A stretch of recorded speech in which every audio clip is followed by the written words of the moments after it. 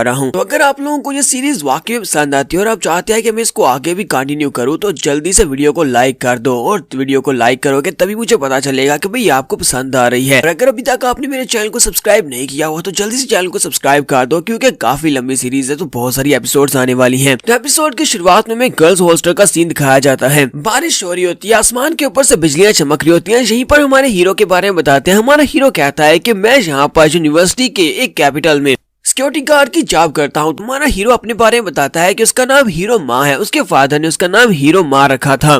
तो हीरो माँ कहता है कि ये यूनिवर्सिटी दुनिया के ऊपर जन्नत की तरह है, क्योंकि यहाँ पर लड़कियां बहुत ज्यादा हैं, लड़के बहुत ही कम हैं लेकिन लड़कियां ज्यादा हैं। तो यहीं पर हीरो माँ हमें स्टार्टिंग में ही सब कुछ बताता है कि उसके साथ क्या हुआ। तो वो कहता है कि मैं यहाँ पर लड़कियों के बारे में बात कर रहा हूँ, यहाँ पर लड़कियां इतनी ज्यादा हैं कि जहाँ पर तो एग्जांपल देता हूँ। वो कहता है कि एक बार मैं छत के ऊपर फ्यूजेस को चेक करने के लिए गया। जब मैं फ्यूजेस को चेक करने के लिए छत के ऊपर गया तो वहाँ पर एक लड़की बेहोश पड़ी थी। यानी कि यहाँ पर लड़कियां इतनी ज्यादा है कि लड़कियां यहाँ पर कोई गिरी पड़ी होती है। तो हीरो माँ यहाँ पर अपने कैरेक्टर के बारे में बताता है। वो कहता है कि ये लड़की जो यहाँ पर बेहोश पड़ी है इसका मेरे साथ कोई भी ताल्लुक नहीं है। हालांकि मेरे पास गर्लफ्रेंड नहीं है, लेकिन इसके बावजूद मैं किसी बेहोश लड़की के साथ तो कुछ भी ऐसा वैसा नहीं कर सकता। तो यहीं से हमें सीन 1 घंटे पहले का दिखाया जाता है कि 1 घंटे पहले हुआ क्या था। 1 घंटे पहले अचानक से बिजली चली जाती है, क्योंकि आसमान से बारिश हो रही है और साथ में बिजलियां चमक रही है। इसी वजह से बिजली चली जाती है, शायद फ्यूज उड़ गए हैं। सिक्योरिटी रूम का सीन दिखाते हैं जहाँ पर एक मोटू सा अंकल होता है और उसके साथ हमारा हीरो माँ होता है। ये दोनों एक ही रूम में रहते हैं। तो हीरो माँ क्योंकि अभी यहाँ पर नया आया है इस यूनिवर्सिटी में सिक्योरिटी गार्ड की जॉब के लिए, तो जो मोटा अंकल होता है वो उसे कहता है कि ओए फ्रेशमैन चलो जल्दी से आओ छत के ऊपर जाकर फ्यूजेस को चेक करके आओ, फ्यूजेस को चेक करो कि वहाँ पर क्या है।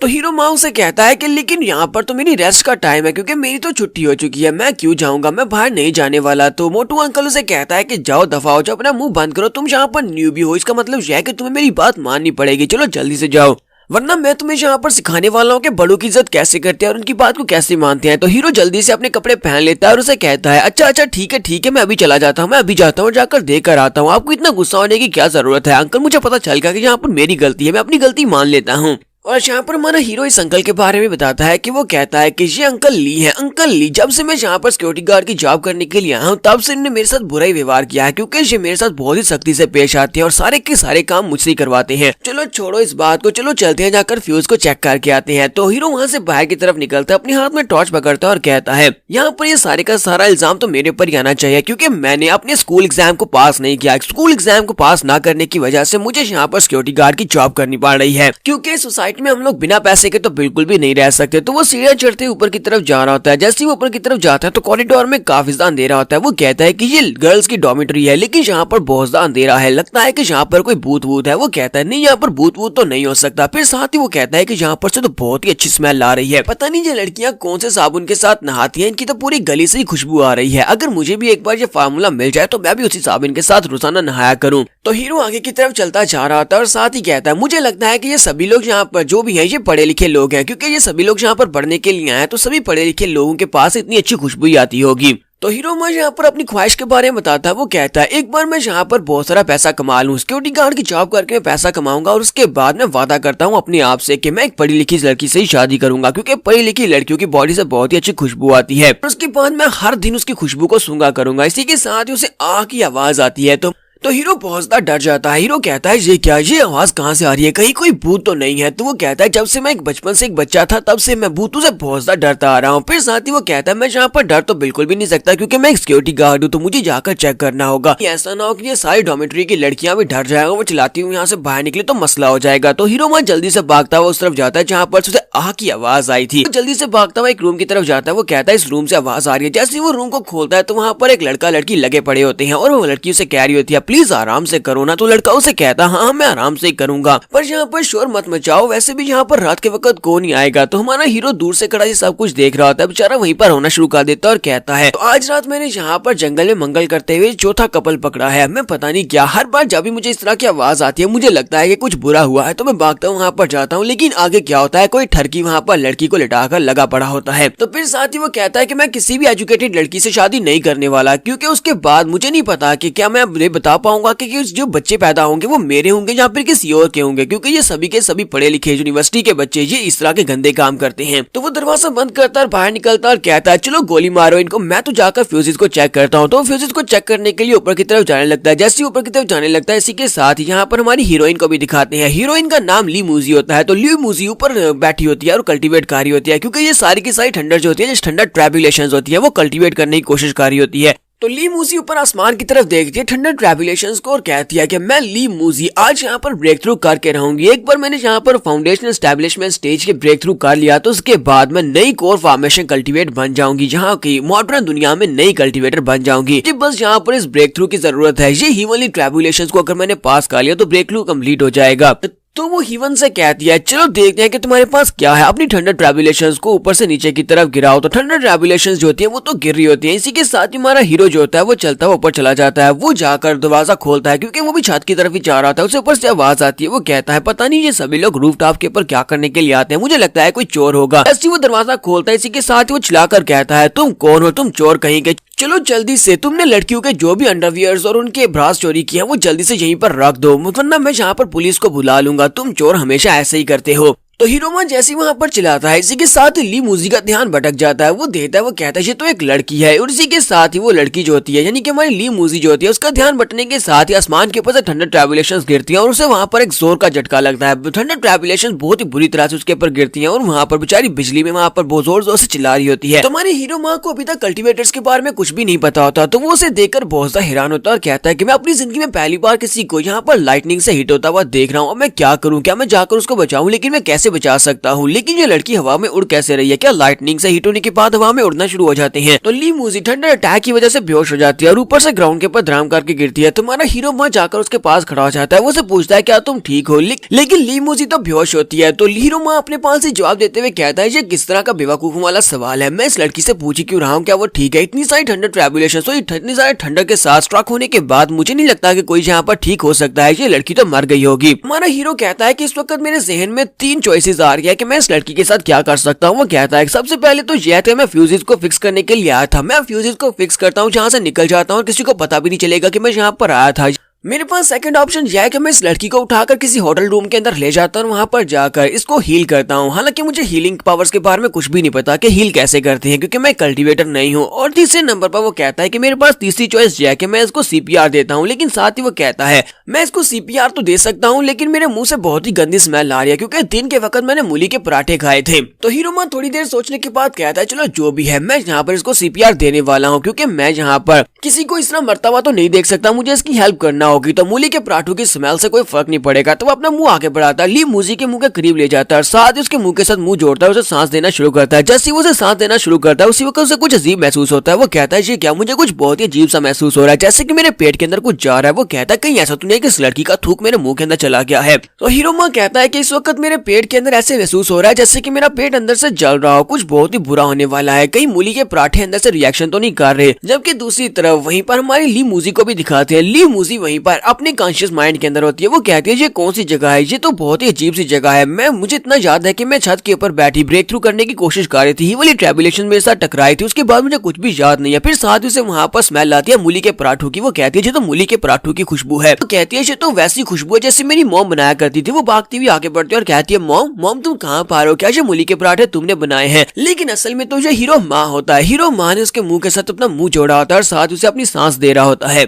तो यहाँ पर हम लोग अपनी एपिसोड 01 का एंड करेंगे। तो अब यहाँ पर आपका काम स्टार्ट होता है, तो चलो जल्दी से लाइक करना स्टार्ट करो। अगर वीडियो को ढेर सारे लाइक्स दोगे तभी मुझे पता चलेगा ना कि भाई ये आपको पसंद आ रही है। वीडियो को लाइक और शेयर कर दे और कमेंट करके जरूर बताइएगा। चैनल को सब्सक्राइब कर दे, वीडियो को लाइक और शेयर कर दे। Thank you.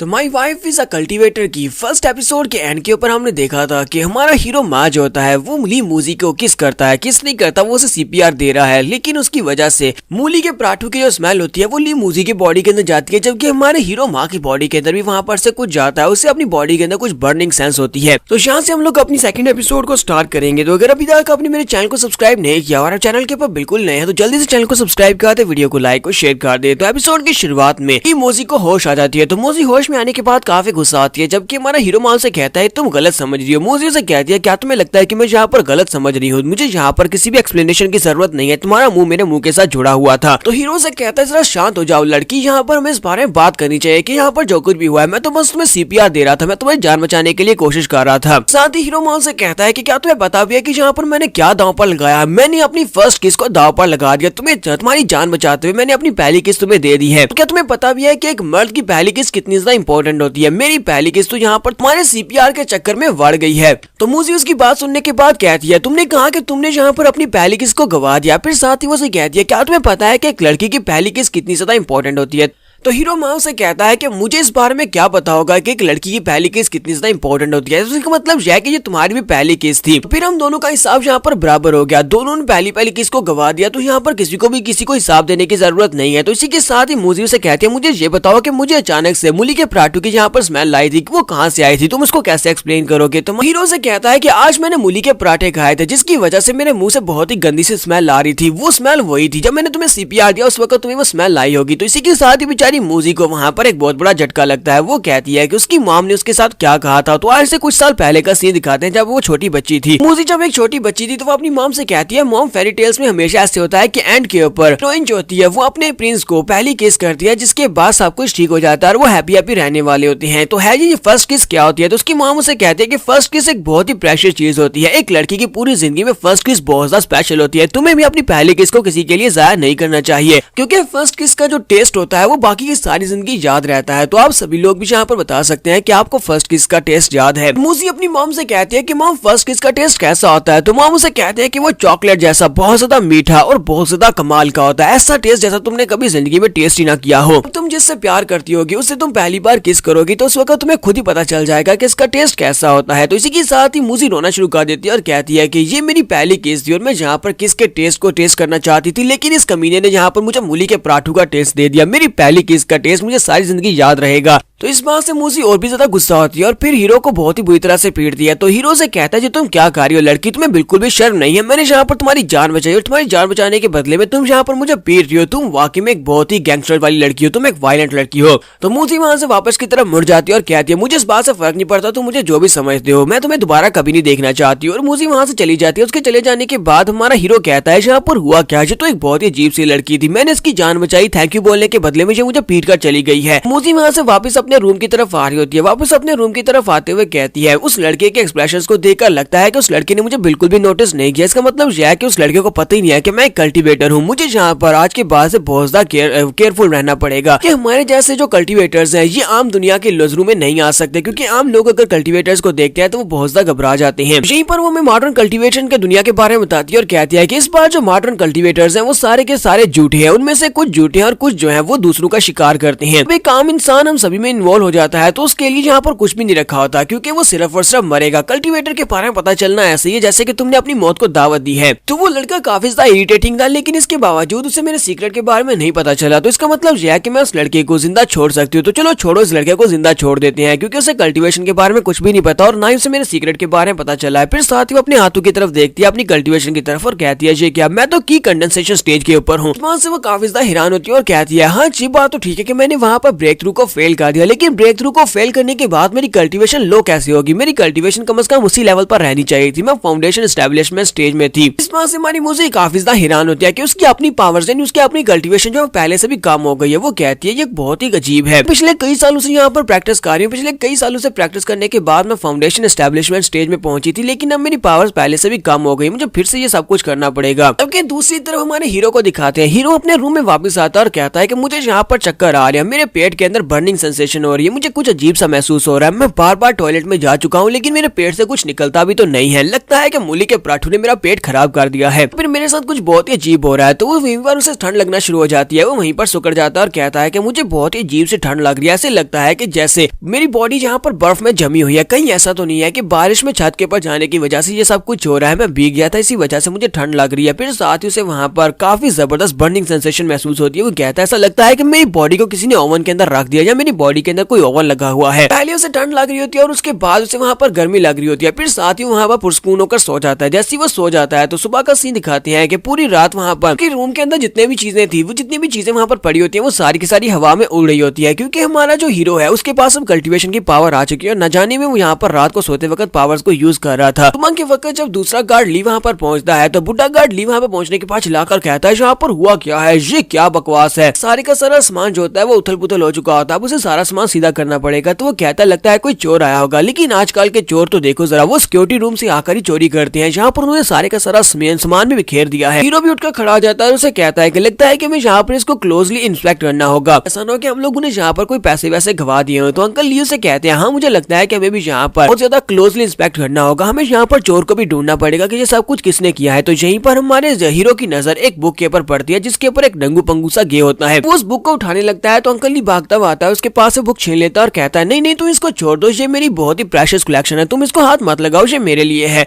ली सोच रहा होता है मुझे आज के बाद से सोते वक्त दोबारा से कुंडी लगानी होगी, यानी 2-3 बार चेक करना होगा, कहीं ऐसा ना हो कि अंकल ली आकर मेरे ऊपर ही चढ़ जाए, क्योंकि इसका टेस्ट तो बहुत ज्यादा बुरा है, ये लड़कों को पसंद करता है। तो अंकल ली हमारे हीरो से कहता है कि हमें यहाँ पर अब अपनी सिक्योरिटी को और भी ज्यादा इंक्रीज करना होगा। वो हीरो से कहता है जाओ जाकर आसपास पेट्रोलिंग करो, जाकर नजर रखो, अगर कोई भी तुम्हें सस्पिशियस दिखाई देता है तो मुझे आकर बताना। तो हमारा हीरो जो होता है वो अपनी पेट्रोलिंग के लिए निकल पड़ता है। जैसे वो बाहर निकलता है तो वहाँ पर बहुत सारी खूबसूरत लड़कियां होती है, वो सभी को देखकर कहता है यहाँ पर तो बहुत सारी हॉट लड़कियां हैं। हीरो वहाँ पर गार्डन में चलता हुआ आगे की तरफ बढ़ता है और कहता है कि लास्ट नाइट मुझे कुछ बहुत ही बुरा फील हो रहा था, लेकिन अब जब मैं सुबह से उठाऊं तो मुझे बहुत ही अच्छा महसूस हो रहा है, मैं बिल्कुल नॉर्मल हो चुका हूँ, मेरी नजर भी पहले से काफी ज्यादा तेज हो चुकी है, मैं चीजों को बहुत ही क्लियरली देख सकता हूँ। इसी के साथ उसे सामने वहाँ पर से किसी की आवाज आती है तो वो सामने की तरफ देखता है, वहाँ पर एक लड़का होता है जो कि मूजी के पास खड़ा होता है और मूजी को सेड्यूस कर रहा होता है। हमारा हीरो उसे देखते पहचान लेता है और कहता है ये तो ली मूजी है, यानी कि वही लड़की है जिसको रात को मैंने किस किया था। वो जो लड़का होता है वो एक काफी अमीर लड़का होता है, तो वो मूवी के लिए टिकट्स लेकर आता है। उसे कहता है कि मैं तुम्हारे लिए मूवी की टिकट्स लेकर आऊँ, ये 2 टिकट्स हैं जो कि मूवी की हैं। तो मूवी बहुत ज्यादा स्पेशल है जिसका नाम डमासिया वर्सेस कालाबाश ब्रदर्स है। ये कालाबाश ब्रदर की 2 सीरीज है, हम लोग इसे जाकर देखेंगे, काफी मजे की मूवी लगती है। तो मेरे साथ मूवी देखने के लिए चलोगी? तो हमारा हीरो दूर खड़ा सोच रहा होता है ये तो मूवी का नाम ही बहुत ज्यादा घटिया है, पता नहीं ये किस तरह की मूवी के लिए मूजी को पूछ रहा है। तो मूजी उसे कहती है हाँ ये नाम तो काफी ज्यादा अच्छा है, पहली मूवी को मैंने बहुत ज्यादा एंजॉय किया था, चलो फिर चलते हैं जाकर उस मूवी को देखते हैं। हीरो कहता है कि एक वायलेंट गर्ल से और उम्मीद भी क्या की जा सकती है, ये कालाबाश ब्रदर्स की मूवी देखती है। तो वो लड़का मूजी से कहता है तो फिर ठीक है चलो अभी निकलते हैं, मेरे पास मेरी फरारी है, हम लोग अपनी फरारी में चलते हैं। तो मूजी उसे कहते हैं लेकिन रिशियान में फिलहाल के लिए तुम्हारे साथ नहीं जा सकती क्योंकि अभी मेरी क्लासेस है, मुझे अपनी क्लासेस लेनी है, हम लोग बाद में चलेंगे। तो हीरो की बातें सुनने के बाद सोच रहा था जरा देखो तो सही, इस तरह की वायलेंट लड़की को यहाँ पर कौन लेने के लिए आया है। एक बहुत ही अमीर सा लड़का इस लड़की के पीछे पड़ा हुआ है, पता नहीं इसको इस लड़की में क्या दिखाई दिया होगा, कहीं ये इस लड़की से मार तो नहीं खाता। अगर इस तरह की वायलेंट लड़की को भी यहाँ पर बॉयफ्रेंड मिल सकता है तो मुझे यहाँ पर कोई गर्लफ्रेंड क्यों नहीं मिल रही। तो इसी के साथ ही 3 हट्टे कट्टे लड़के उसके पास आकर खड़े हो जाते हैं और उसे कहते हैं वो सिक्योरिटी गार्ड, हमें पता चला है कि तुम हमारी गॉडेस को यहाँ पर घूर घूर कर देख रहे हो, तो या तुम उसका पीछा कर रहे हो। तो हमारा जो गार्ड होता है वो उसे कहता है कि तुम लोग कौन हो, जहाँ पर किस बारे में बात कर रहे हो। तो वो उसे कहते हैं कि हम लोग यहाँ पर ली मूजी की बात कर रहे हैं, कोई भी ली मूजी की तरह तुम्हारी तरह घूर घूर कर देखेगा तो हम उसे बिल्कुल भी नहीं छोड़ेंगे। तुम्हारा जो माँ होता है वो उनसे कहता है तुम लोग यहाँ पर मुझे मारने के लिए चले आए कि मैं उसे घूर कर देख रहा हूँ, क्या तुम्हें वहाँ पर वो अमीर लड़का दिखाई नहीं दे रहा, वो देखो कैसे तुम्हारी लड़की को पसंद कर रहा है, क्या तुम्हें वो बेवकूफ लड़का दिखाई नहीं दे रहा, वो तुम्हारी गॉडेस को वहाँ पर हुकअप करने की कोशिश कर रहा है।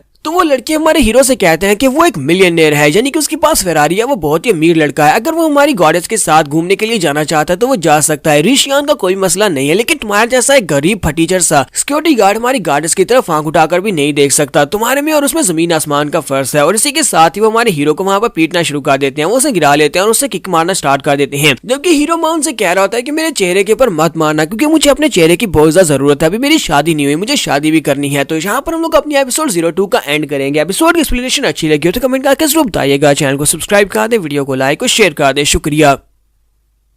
तो गाइस कैसे हैं आप सब लोग, my wife is a cultivator के एपिसोड 03 के साथ हाजिर हो। तो लास्ट एपिसोड के एंड पे हमने देखा था कि हमारा हीरो दूर खड़ा मूजी की तरफ ही देख रहा होता है कि ली मूजी के पास एक लड़का खड़ा होता है जो कि काफी बड़ा अमीरजादा होता है और उसके हाथ में मूवी के टिकट्स होते हैं। तो हीरो उसी की तरफ देखकर काफी ज्यादा हैरान हो रहा होता है कि यहाँ पर इस जैसे एक वायलेंट लड़की के पास भी बॉयफ्रेंड है, जबकि उसी वक्त कुछ लड़के वहाँ पर आते हैं, वो तीनों जो होते हैं वो अपने आप को मूजी का गार्ड कहते हैं और साथ ही हमारे हीरो को मारना शुरू कर देते हैं। वो उसे कहते हैं तुम्हारी हिम्मत कैसी, हमारी गार्डेस को यहाँ पर इस तरह घूर कर देखने की। हीरो उन लोगों से कहता है कि मेरे चेहरे के ऊपर मत मारना, मेरा चेहरा बहुत ज्यादा प्रेशियस है, मेरी तो भी शादी भी नहीं हुई। साथ ही वो सोच रहा होता है ये क्या, ये सभी लोग मुझे इतनी बुरी तरह से पीट रहे हैं लेकिन मुझे बिल्कुल भी दर्द नहीं हो रही, क्योंकि अब उसके पास कल्टीवेशन आ चुकी है, इसी वजह से उसे बिल्कुल भी असर नहीं हो रहा था। तो नेक्स्ट सीन तकरीबन 15 मिनट के बाद का दिखाया जाता है। 15 मिनट के बाद वो तीनों हटे कटे लड़के पीछे हटकर खड़े हो जाते हैं और कहते हैं ये सिक्योरिटी गार्ड किसका, स्टील का तो नहीं बना हुआ, इसके ऊपर हम लोग कब से अटैक किए जा रहे हैं लेकिन इसने जरा सा भी एक चीख भी नहीं मारी। लड़के तुम थोड़ा सा तो नाटक कर सकते हो कि तुम्हें यहाँ पर मार पड़ रही है। वो तीनों कहते हैं अगर हम लोग यहाँ पर इसे और ज्यादा पीटते रहे तो हमारी बहुत ज्यादा इंसल्ट हो जाए, क्योंकि सभी लोग देख रहे हैं लेकिन ये लड़का यहाँ पर चिल्ला भी नहीं रहा, तो यहाँ पर हम लोग बेवकूफ दिख रहे हैं, चलो यहाँ से निकलते हैं। तो वो तीनों वहां चले जाते हैं और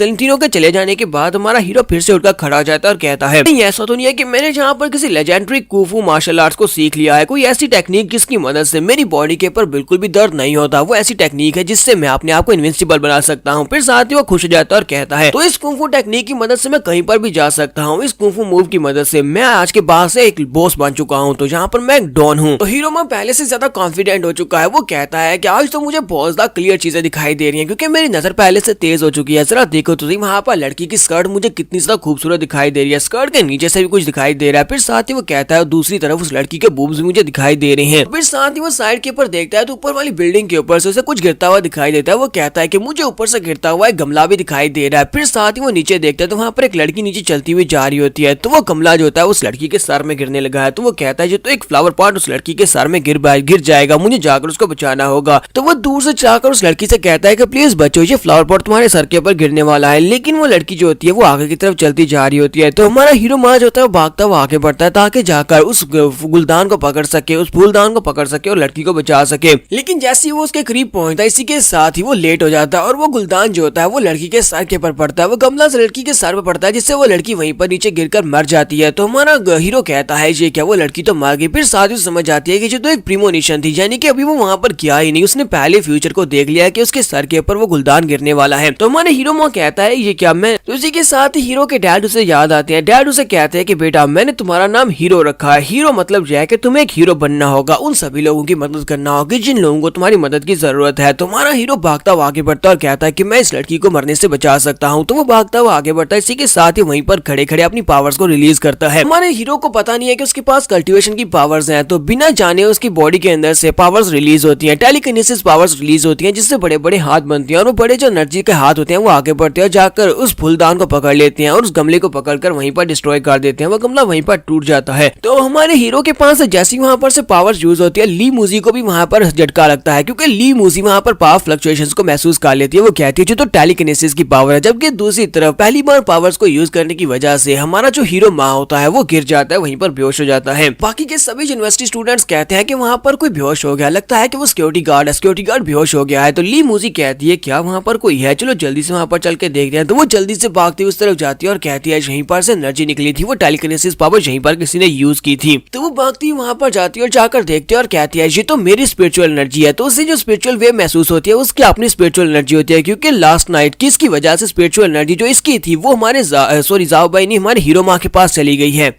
तो यहीं पर हमें एक बैकग्राउंड स्टोरी बताई जाती है कि कल्टीवेटर्स के साथ क्या हुआ। बताया जाता है कि आज से हजारों साल पहले दुनिया के ऊपर बहुत सारे कल्टीवेटर्स हुआ करते थे, इतने सारे कल्टीवेटर्स थे कि जितने आसमान के ऊपर तारे हैं, क्योंकि यहाँ पर बहुत सारे मेडिसिनल हर्ब्स थे और बहुत सारे रिसोर्सेज थे। लेकिन एक दिन अचानक क्या हुआ, आसमान के ऊपर से एक बहुत ही पावरफुल रोरिंग आवाज आई। उस आवाज के साथ ग्राउंड के ऊपर एक बहुत ही पावरफुल धमाका हुआ, उसके साथ शॉक वेव्स निकली और उसी शॉक वेव्स के साथ बहुत सारे जो कल्टीवेटर्स थे वो सारे के सारे मारे गए। बहुत ही कम कल्टीवेटर्स बचे। उन कल्टीवेटर्स में से जो बचते गए उन्होंने अपने आगे डिसाइपल्स को छोड़ा। उन डिसाइपल्स में से आज इस मॉडर्न दुनिया में बहुत ही कम कल्टीवेटर्स बचे हैं। उस आवाज की वजह से हमारी अर्थ के ऊपर जितने भी ह्यूमन एंड अर्थ की एनर्जी थी, जितनी भी की पावर थी, वो सारी स्कैटर्ड हो गई और यहाँ पर ये बहुत ज्यादा थिन हो गई। यानी कि कल्टीवेटर्स को सपोर्ट करने के लिए यहाँ पर एनर्जी नहीं थी और बहुत सारे कल्टीवेटर इसी वजह से मारे गए। तो इसी के साथ ही हमारा हीरो मार जाता है। वो अपनी आंखें खोलता है, वो कहता है कि क्या मेरा सर दर्द कर रहा है, पता नहीं यहाँ पर हो क्या रहा है, कहीं मैंने यहाँ पर कोई सपना तो नहीं देखा। जैसे वो अपनी आंखें खोलता है तो वो एक होटल रूम में एक बिस्तर के ऊपर होता है। वो साथ ही अपनी तरफ देखता है तो उस बेचारे की बॉडी जो होती है पूरी तरह से रस्सियों में बंधी होती है और उसने वहां पर सिर्फ अंडरवियर ही पहना होता है। वो कहता है ये क्या, मेरे साथ हुआ क्या है, सब कुछ मेरे साथ किसने किया है, किसने मुझे यहाँ पर रस्सियों में बांधा हुआ है। तो फिर साथ ही वो सामने की तरफ देखता है और कहता है लगता है कि मैं किसी होटल रूम में हूँ, लेकिन ये होटल रूम तो काफी ज्यादा एक्सपेंसिव लगता है। एक रात के लिए किसी ने होटल रूम में मुझे यहाँ पर बंद किया हुआ है, लगता है कोई बहुत ही अमीर बंदा होगा। तो हीरो माँ कहता है कि ऐसा तो नहीं है कि मैं अपने खूबसूरत चार्म्स की वजह से किसी बुढ़ी औरत के हाथों से किडनैप हो चुका हूँ और वो मेरा रेप करना चाहती है। के साथ ही हमारी मूजी वहाँ पर आती है और उसे कहती है डार्लिंग तुम फाइनली उठ ही गए, मैं तो यहाँ पर कब से तुम्हारा इंतजार कर रही थी, मेरी जान मैं कब से तुम्हारा इंतजार कर रही थी। इसी के साथ ही उसके लिए चाय लेकर आती है और उसे कहती है क्या तुम यहाँ पर चाय को टेस्ट करना चाहोगे, मैंने ये स्पेशली तुम्हारे लिए बनाई है। कहा जाता है कि इसके अंदर जो इंग्रेडिएंट्स है उससे किसी भी इंसान की वाइटैलिटी को तेज किया जा सकता है। तो हमारा हीरो माँ से देखते ही काफी हैरान होता है, कहता है ये तो ली मूजी है। वो कहता है ली मूजी कहीं तुमने कोई नशा वशा तो नहीं किया, गांजा तो नहीं फूका रही, ये किस तरह की हरकतें कर रही हो, तुम मेरे सामने इस तरह प्यार से क्यों बात कर रही हो, मुझे इस बात की बिल्कुल भी समझ नहीं आ रही। तो इसी के साथ ली मूजी आगे बढ़ती है, अपनी चेस्ट के ऊपर से बटन खोलकर अपने बूबीज उसे दिखाते हुए कहती है कि तुम यहाँ पर मेरी पूरी बॉडी को समझकर देख सकते हो, तुम कहाँ से स्टार्ट करना चाहोगे, क्या तुम मुंह से स्टार्ट करना चाहोगे या फिर नीचे से स्टार्ट करना चाहोगे या फिर डायरेक्टली वहीं से स्टार्ट करना चाहोगे।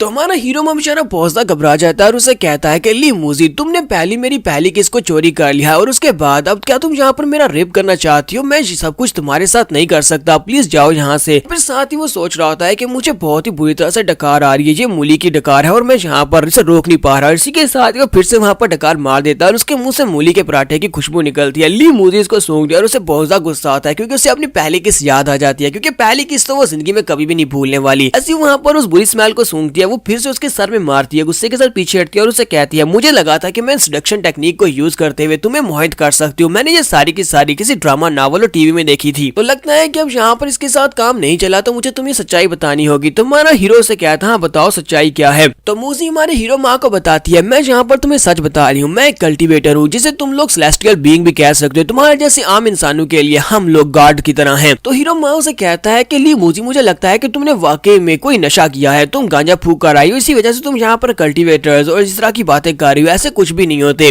तो ली मूजी उसे कहती है कि मुझे पता था कि तुम्हारे जैसा ही काम बेवकूफ सा इंसान इस बात के ऊपर भरोसा नहीं करेगा, तुम कल्टिवेटर्स के ऊपर विश्वास नहीं करते, चलो मैं तुम्हें यहाँ पर कुछ दिखाती हूँ। इसी के साथ ही वो अपने पास स्टोरेज डायमेंशन को रिलीज कर दिया, जैसे ही वो उसको रिलीज कर दिया तो उसके अंदर से वो अपने लिए एक बड़ी सी तलवार निकाल लेती है जिसे स्काई स्वॉर्ड कहते हैं। तो वो उसे कहती है देखो जरा ये देखो, आप यहाँ पर अपनी पैंट के अंदर सूसू मत कर देना। तो हीरो माँ कहता है वो ये क्या बकवास है, ये तुम्हारे हाथ में इतना बड़ा सा टॉय कहाँ से आ गया। तो वो उसे कहती है कि ये कोई खिलौना नहीं है बेवकूफ आदमी, ये मेरा वेपन है, ये मेरा ज़ोडिएक वेपन है, इसको ब्लैक स्काई कहते हैं। तो यहाँ पर हम लोग अपनी एपिसोड 03 का एंड करेंगे। एपिसोड की एक्सप्लेनेशन अच्छी लगी हो तो कमेंट करके जरूर बताइएगा, चैनल को सब्सक्राइब कर दें, वीडियो को लाइक और शेयर कर दें, शुक्रिया। तो लास्ट एपिसोड के एंड पे हमने देखा था कि ली मूजी अपने पास से अपने ज़ोडिएक वेपन जिसका नाम ब्लैक स्वॉर्ड होता है उसको निकालती है और कहती है ये मेरी ज़ोडिएक स्वॉर्ड है, इसका नाम ब्लैक स्काई है, और साथ ही वो उसे यहाँ पर इसकी स्टोरी बताने वाली है। लेकिन उससे पहले अगर आप मेरे चैनल पर नए हैं और अभी तक आपने चैनल को सब्सक्राइब नहीं किया हुआ तो जल्दी से चैनल को सब्सक्राइब कर दें, वीडियो को लाइक और शेयर कर दें, शुक्रिया। तो ली मूजी हीरो माँ को बताती है कि ये ब्लैक स्वॉर्ड जो है ये हमारे एंसेस्टर्स की है, मेरे एंसेस्टर्स आज से हजारों साल पहले कहा जाता है कि मेरे एंसेस्टर्स में से एक एंसेस्टर हीवन एंड अर्थ के दरमियान में बैठे हुए थे। हीवन एंड अर्थ यानी अर्थ के ऊपर कर वो आसमान की तरफ घूरते रहे। कहा जाता है कि वो 100 साल तक ऊपर की तरफ देखते रहे, फिर एक दिन अचानक वो ऊपर आसमान की तरफ गए। आसमान के ऊपर घर जाकर उन्होंने आसमान के ऊपर एक पंच मारा, पंच मारने की वजह से आसमान के ऊपर से वहां पर एक क्रैक ओपन हुआ, वहां पर आसमान के अंदर क्रैक डाल दिया। उसके अंदर क्रैक डालने के बाद वहां पर तकरीबन 100 माइल्स तक एक बहुत ही बड़ा सा क्रैक पड़ गया, और उस बड़े से क्रैक के अपीयर होने के बाद मेरे एंसेस्टर ने उस बड़े से क्रैक को वहां पर मोल्ड किया, उसको इतनी बुरी तरह से मोल्ड किया कि उसकी एक तलवार बना दी, और उसके बाद से वो तलवार हमारे एंसेस्टर्स के साथ यहीं पर चलती आ रही है।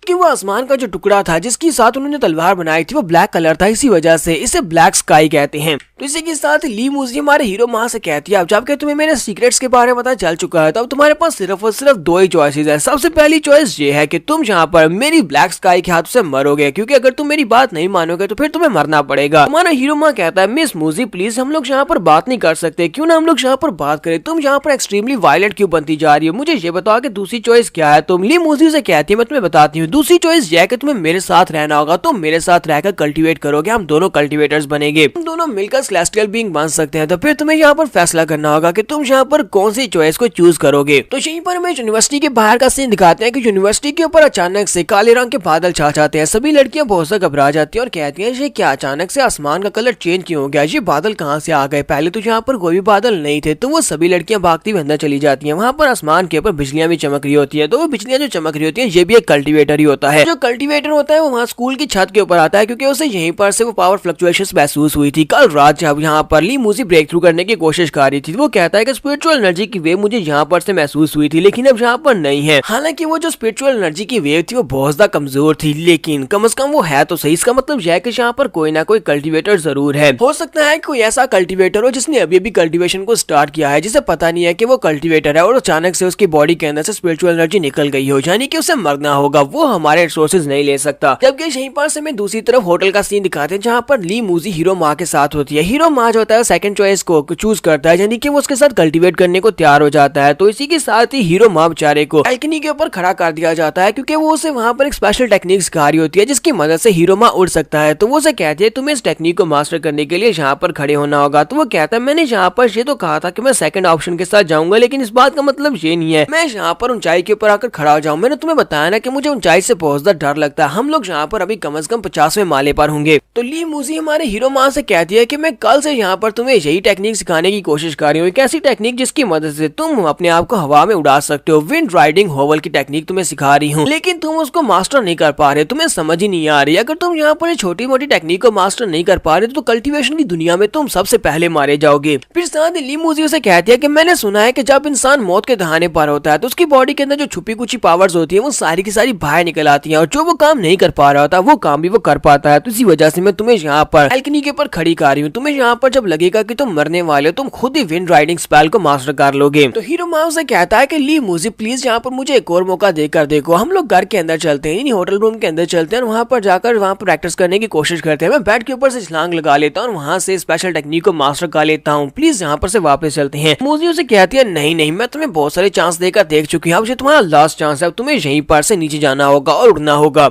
तो ली मूजी उसे कहती है कि स्पिरिचुअल एनर्जी जो होती है वो इस पूरी दुनिया में एग्जिस्ट करती है। हीवन एंड की एनर्जी हर वक्त इस पूरी दुनिया में रहती है, तुम्हें बस उसको एक्यूमुलेट करना होगा। अगर तुम उस स्पिरिचुअल एनर्जी को ऑब्जर्व कर पाए, उसको समझ पाए, तो उसके बाद तुम उसे अपनी बॉडी में इकट्ठा कर सकते हो और उसके बाद एक्यूमुलेट करके तुम यहाँ पर विंड राइडिंग कर सकते हो, यानी हवा में उड़ सकते हो। तो हीरो माँ उसकी बात सुनने के बाद वहाँ पर आंखें बंद करता ध्यान लगा रहा था। वो कहता है जहाँ पर मुझे महसूस हो रहा है कि मेरे आसपास वाकई में की पावर है, मैं उसको महसूस कर सकता हूँ। साथ ही वो कहता है कि मुझे यहाँ पर अपनी बॉडी काफी ज्यादा लाइटर महसूस हो रही है, जैसे कि मैंने यहाँ पर इस टेक्निक को मास्टर कर लिया। वो वहाँ पर अपने पाँव को ऊपर उठाता है, यानी कि वो थोड़ा सा हवा में उड़ रहा होता है। वो कहता है मैंने इसको मास्टर कर लिया। वो मूजी से कहता है मूजी देखो मैं उड़ रहा हूँ। कि वो थोड़ा सा ग्राउंड से ऊपर उठता है, उसके पाँव थोड़े से ऊपर की तरफ उठ रहे होते हैं। ली मूजी को ये बात बिल्कुल भी पसंद नहीं आती क्योंकि वो चाहती है कि वो प्रॉपर्ली हवा में उड़े। इसी के साथ ही ली मूजी आगे बढ़ती है और हमारे हीरो माँ को किक मारती है, जिससे हीरो माँ जो होता है बैल्कनी से नीचे गिर जाता है। वो बेचारा चिल्लाता है, ऊपर से नीचे की तरफ गिर रहा होता है और कहता है मूजी कमीनी कहेगी ये तुमने मेरे साथ क्या किया, मेरे मरने के बाद मेरा भूत तुम्हें बिल्कुल भी नहीं छोड़ेगा, वो तुम्हें जरूर सताया करेगा। तो हमारा हीरो माँ ऊपर से नीचे की तरफ गिर रहा होता है और कहता है ये वायलेंट लड़की तो वाकई में यहाँ पर मुझे मारना चाहती है, इसने मुझे ऊपर से किक मार कर नीचे फेंक दिया। क्या ऐसा लगता है कि यहाँ पर से नीचे गिरते हुए मैं इस रास्ते में ही विंड राइडिंग स्पेल को मास्टर कर लूंगा और उड़ना शुरू कर दूंगा। साथ ही वो आंखें बंद करता हल्का सा मुस्कुराता और कहता है कि मूजी इस वक्त ऊपर खड़ी रो रही होगी क्योंकि उसने मुझे धक्का तो दे दिया लेकिन अंदर से वो उदास होगी। वो मुझे यहाँ पर से गिरकर कभी मरने नहीं देगी, वो मुझे बचाने के लिए जरूर नीचे आएगी। जबकि जैसे वो ऊपर की तरफ देखता है तो मूजी वहाँ पर हल्का सा मुस्कुराती है और उसे कहती है मैं तुम्हें उम्मीद करती हूँ कि तुम नीचे गिरने के बाद मरोगे नहीं और रास्ते में तुम स्पेल को मास्टर कर लोगे। हमारा हीरो जो होता है वो कहता है कि ये तो ऊपर से काफी ज्यादा दूर है, अगर ये अभी भी वहाँ पर से नीचे आए तो तभी मुझे आकर नीचे बचा नहीं सकती, मुझे खुद ही कुछ करना होगा, मुझे अपने आप को बचाने के लिए कुछ करना होगा। तो हीरो माँ ऊपर से नीचे की तरफ गिर रहा होता है। वहाँ पर नीचे की तरफ गिरते हुए कहता है कि मुझे यहाँ पर अपनी चाइल्डहुड की मेमोरीज याद आ रही है। कहा जाता है कि मरने से पहले हमें अपनी मेमोरीज याद आती हैं। तो इसी के साथ उसे जो मेमोरी याद आती है वो उसकी और उसकी मॉम की होती है। तो अपनी मॉम से कहता है मॉम मैं बड़े शहर में जाना चाहता हूँ। तो उसकी मॉम उसे कहती है कि बेटा बड़े शहर में मत जाओ, बड़े शहर में भीड़ बहुत ज्यादा होती है और वहाँ पर लोग बहुत ज्यादा बुरे होते हैं। हीरो माँ अपनी मॉम से कहता है नहीं मॉम क्या आपको याद नहीं है कि डैड ने मरने से पहले क्या कहा था? डैड ने कहा था कि हमें अपने फ्यूचर के लिए फाइट करना होगी ताकि हम लोग एक बड़े हीरो बन सके। मैं बड़े शहर में जाऊंगा, एक बहुत ही बड़ा हीरो बनूंगा और आपके लिए एक बहुत ही प्यारी सी खूबसूरत सी बहू लेकर वापस आऊंगा। तो हमारा हीरो माँ अपनी मॉम को याद करने के बाद कहता है मॉम पता नहीं इस वक्त तुम कैसी होगी, मुझे अभी तक तुम्हारे लिए कोई भी प्यारी सी बहू नहीं मिली, तो मैं फिलहाल साल के लिए तो मर बिल्कुल भी नहीं सकता, मैं यहाँ पर नहीं मर सकता। और इसी के साथ ही वो चीख मारता है। जैसे वहाँ पर एक चीख मारता है उसकी बॉडी के अंदर से स्पिरिचुअल एनर्जी निकलती है और इसी के साथ ही उसके एनर्जी से बने हुए पंख निकल आते हैं। तो हीरो मां क्योंकि हमारा हीरो है, इसी वजह से जब भी वो अपनी पावर्स को रिलीज करता है तो वो पावर्स हद से ज्यादा रिलीज होती है। जैसे ही वो पावर्स को रिलीज करता है एक छोटे से स्पेल को मास्टर करने के लिए वहाँ पर जबरदस्त एनर्जी फ्लक्चुएशंस निकलती है। जबकि ऊपर खड़ी मूजी देखने के बाद कहती है ये बेवकूफ लड़का कर क्या रहा है, ये एक छोटे से स्पेल को सीखने के लिए इसने यहाँ पर इतनी सारी पावरफुल एनर्जी को क्यों रिलीज कर दिया। अगर इसने यहाँ पर इतनी सारी एनर्जी को रिलीज किया तो इसका मतलब यह है कि कोई बैड कल्टिवेटर भी यहाँ पर आ सकता है, हम लोग मुश्किल में पड़ सकते हैं, हमें यहाँ से निकलना होगा। कि हमारा हीरो मां जो होता है वहाँ पर हवा में बहुत ज्यादा खुश हो रहा था, वो अपने पंखों की मदद से उड़ रहा था और कहता है मैं यहाँ पर उड़ रहा हूँ, ये तो बिल्कुल ही मुश्किल नहीं है, मैं आसानी से उड़ रहा हूँ। तो हीरो मां कहता है मॉम क्या तुम देख रही हो? नहीं तुम नहीं देख रही, लेकिन मैं यहाँ पर उड़ रहा हूँ मॉम, तुम्हारा बेटा एक सेलेस्टियल बीइंग एक कल्टिवेटर बन गया है। तब यहीं पर उस बुड्ढे मास्टर को भी दिखाते हैं। बुड्ढा मास्टर कहता है कि वो स्पिरिचुअल एनर्जी यहाँ पर दोबारा से अपीयर हुई है, लगता है कि वाकई में कोई यहाँ पर कल्टिवेटर है, वो बड़ी तेजी के साथ अपनी कल्टिवेशन को आगे बढ़ा रहा है। तो वो जो बुड्ढा कल्टिवेटर होता है वो कहता है कि कल इसकी कल्टिवेशन कम थी, कल इसने कम पावर्स को रिलीज किया था, लेकिन आज यहाँ पर इसने अपनी कल्टिवेशन को ज्यादा रिलीज किया। इसका मतलब यह है कि इसकी कल्टिवेशन तेजी के साथ बढ़ रही है, ये हमारे लिए बहुत ही बड़ा खतरा बन सकता है। तो नेक्स्ट सीन हमें होटल के बाहर का दिखाया जाता है। ली मूजी होटल से निकल आती है तो हमारा हीरो से कहता है कि तुम इतनी तेज तेज क्यों चल रही हो, हम लोग आराम से भी तो चल कर जा सकते हो, और अगर तुम्हें पहुंचना जल्दी है तो तुम यहाँ पर खुद भी विंड राइडिंग स्पेल को यूज कर सकते हो, उड़ते हुए वापस चली जा सकते हो, क्योंकि उससे स्पीड बहुत ज्यादा होती है, तो हम लोग जल्दी से पहुंच जाएंगे। मुझे यहाँ पर बड़े सीरियस लुक के साथ उसे कहती है अगर तुम यहाँ पर मरना चाहते हो दूसरे कल्टिवेटर्स के हाथ से तो जाओ जाकर उस विंड राइडिंग स्पेल को यूज करो, क्योंकि मैं तो यहाँ पर ये वाली गलती कभी नहीं करने वाली। तो यहाँ पर हम लोग अपनी एपिसोड 04 का एंड करेंगे। इन लोगों की मुश्किल बढ़ने वाली है क्योंकि ये अभी नॉविस कल्टिवेटर है और ऊपर से एक बहुत ही पावरफुल कल्टिवेटर इन लोगों को मारने की कोशिश करने वाला है। तो एपिसोड की एक्सप्लेनेशन अच्छी लगी हो तो कमेंट करके जरूर बताइएगा। चैनल को सब्सक्राइब कर दे, वीडियो को लाइक और शेयर कर दे। शुक्रिया।